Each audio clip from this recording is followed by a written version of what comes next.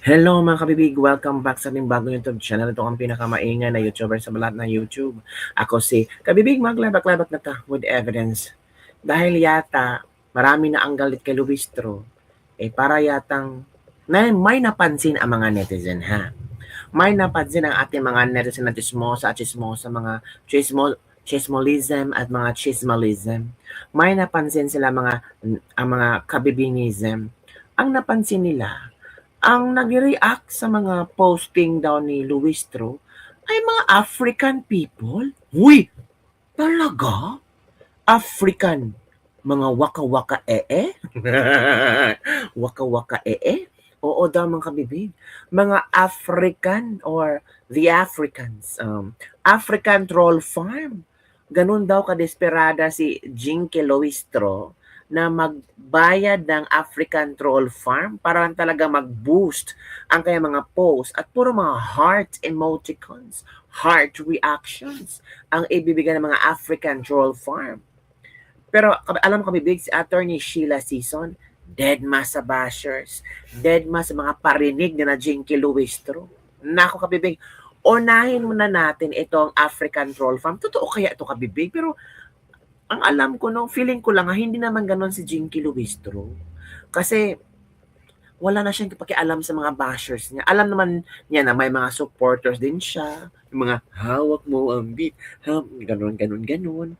Mga supporters sa Jinky ba mga ka bitinism mga hawak ko ang bitinism. Yun ang mga supporters ni Jinky Luistro. Pero may mga anti naman, mga anti-bitinism na mga anti-supporters ni Jinky Luistro, 'di ba? Pero maliit lang ba ang support ni Jinky Luistro kaya nagbabayad siya ng African troll farm? Questionable din yun. Pero tingnan kabibigay, ito kasi napansin ng mga netizen na besto ng mga netizen ang ginagawang gimmick ni Luistro. Ito kabibigay, i-share ko sa inyo kung paano na besto ng mga netizen ang gimmicks ni Luistro. Ito kasi kabibig, si Pinoy Showbiz. Sabi ni Pinoy Showbiz, bakit naman nakarating ng Africa?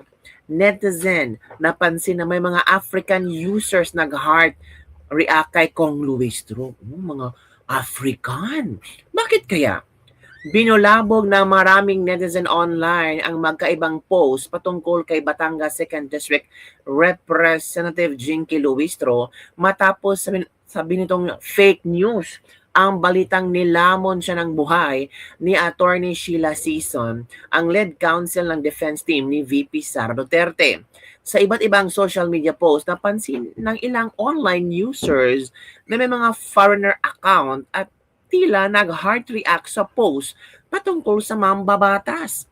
Sa kanilang inihaging screenshots, makikita ang mga litrato at pangalan ng mga nasabing individual na ayon sa kanila ay mukhang mga taga-Africa waka-waka Ayon sa kanilang komento online, bakit naman nakarating na si Luistro sa mga Afrikano?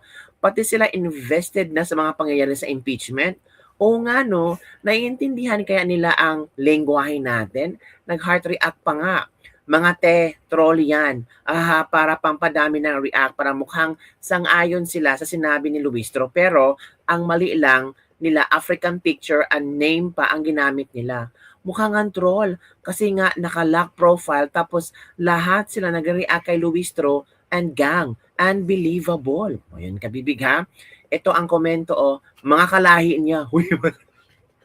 Kung may bugos buyer, uso na rin yung bugos followers ngayon. Baka modus yan para sabihin sang-ayon ang mga taong bayan sa mga sinasabi niya. Di ba sabi ni Jinky Luistro, ayaw nating kainin tayo ng buhay.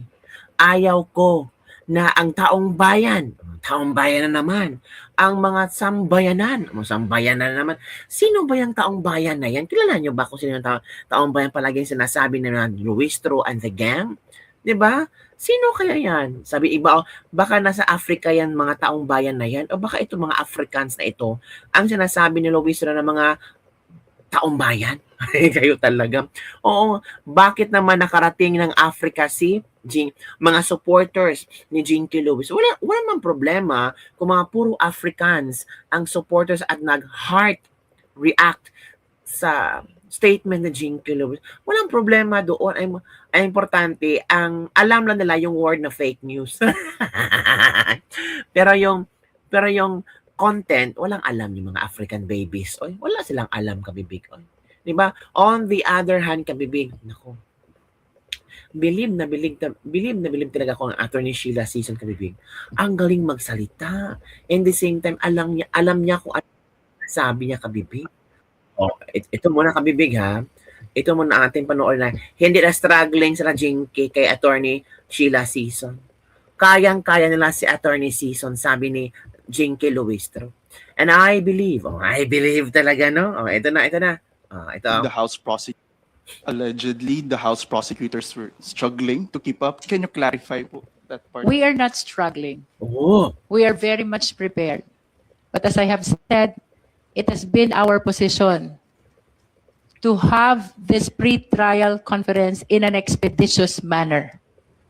So regardless of the manifestations that were raised by the defense, including counter stipulations, we maintained our position that cannot be resolved by the clerk of court, and therefore we should proceed immediately to the agenda of the pre-trial conference. Our refusal to comment to the manifestations of the defense doesn't mean that we are not prepared. We simply maintained our position that those issues are not proper for PTC, and therefore we must confine to the agenda of the pre-trial conference. Oh, they are not important for struggling. us to what's important for us to understand at this point is that a mere presentation of supposed evidence before a committee that is not authorized to conduct trial does not really amount to proof.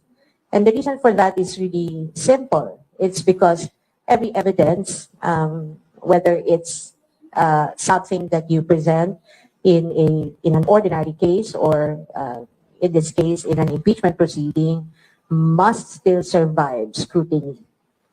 And when does that happen? When does scrutiny happen? It happens only in a proper trial before a tribunal or a body that has jurisdiction to conduct trial. And that is something that the defense has been very clear from the very start. The reason why we had already stated that we will not be able to participate in a proceeding that we think is unconstitutional and goes beyond the powers that have clearly been identified by the Constitution to belong not in the House of Representatives or any of its committees, but in the Senate alone. While I respect the opinion of Representative Abante, I think he also knows, I'm certain that he is aware na ang tamang venue o ang tamang panahon para mag-conduct ng trial o para sagutin at magbigay kami ng ebidensya ang Vice Presidente ay hindi sa Committee on Justice. Ito ay before the impeachment court. Ibig sabihin sa Senado. Hindi naman ito I think this is something important that we all need to understand. Hindi maaari na sinasabi lang natin, dapat dito kayo sa komite, dito kayo sa komite. Kasi kailangan lang natin basahin ng konstitusyon. Sino ba ang impeachment court? Ito ba ang Committee on Justice? Hindi. Ito ba ang House of Representatives? Hindi rin. So sino? According to the Constitution, ang impeachment court, if that even will be constituted, ay ang Senado. So, ang ibig kong sabihin, the defense and the Vice President are ready to respond in detail, again, before the proper forum, and during a fair trial. Oh. During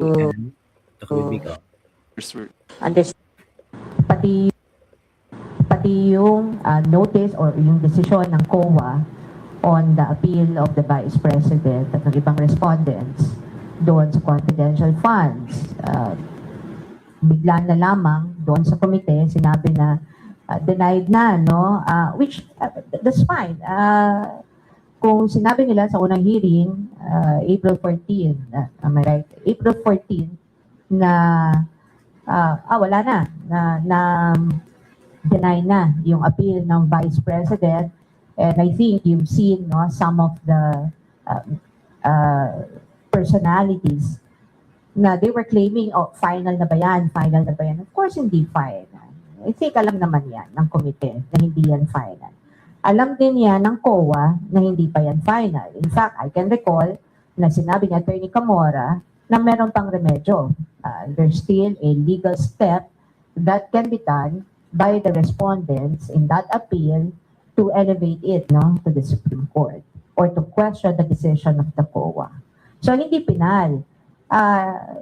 Kung ipipilit na pinal na yung COA decision na yan o yan ay maaari nang maging batayan para doon sa sinasabi nilang pagbabalik, restitution, etc., mali yan.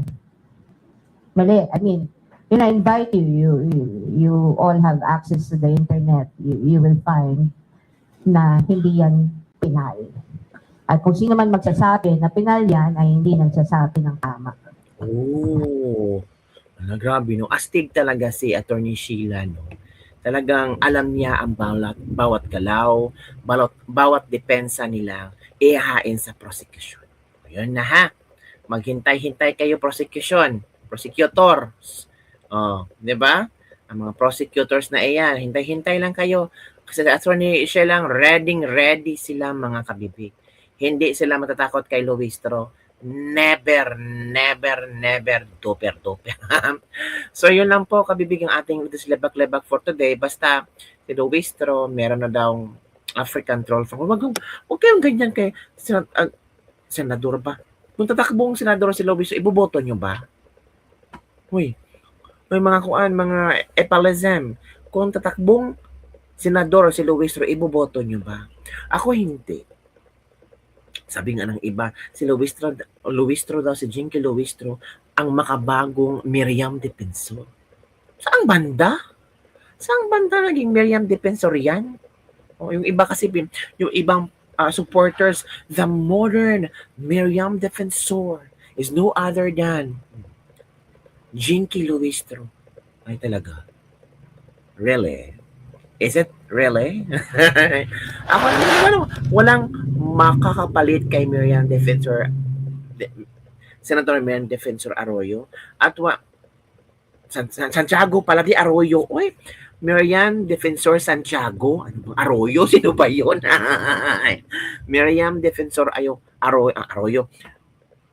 Santiago, walang makakapalit sa kanya. Kahit si Luistro pa yan. Kaya kayo mga African troll farm na nag-heart react dyan, tumahimik na kayo. Grabe yung mga troll farm na umabot na sa Africa. Paano sila bibigyan ng sahod? Sino nagkukontak-kontak sa kanila? Ay, ewan ko. Alam ba nila na yan sa Pilipinas? Baka alam na nila ang waka-waka So yun lang kabibig. Don't forget to like, subscribe, and share this video para sa mga latest trending news, mga epalism, mga hawak ko ang betinism, mga kagrupo ni Jinky Luistro, mga, ano ba yan? Mga troll farm. Pero shocking din, no? May mga ganong troll farm sila. Si BBM nga nagsabi na meron siyang troll farm. If you still remember, BBM mentioned that one in one of his speech or something. Meron naman, di ba? Pero until now ba active pa ba yan? So yun lang kabibig. Bye everyone. See you next time.